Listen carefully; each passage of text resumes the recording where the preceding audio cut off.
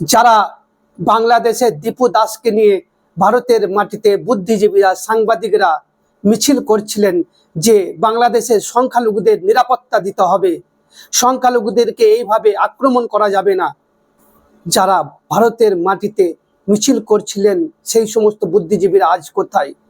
BJP শাসিত উড়িষ্যায় মুর্শিদাবাদের পরিযায়ী শ্রমিক, নাম তার জুয়েল রানা, তাকে বাংলা বলার কারণে, মুসলিম ধর্মীয় পরিচয় হওয়ার কারণে, জয় শ্রীরাম না বলার কারণে তাকে পিটিয়ে হত্যা করল উগ্র হিন্দুত্ববাদী মৌলবাদীরা।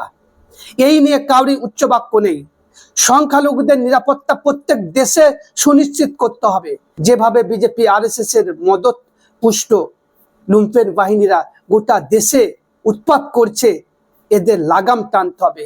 এতে জয় শ্রীরাম বললে কি রামের সম্মান বাড়ছে, দেশের মান উন্নয়ন বাড়ছে? না, এটা যেটা শুরু করেছে এটা দেশের মান উন্নয়ন সমস্তটাই ক্ষুণ্ণ হচ্ছে।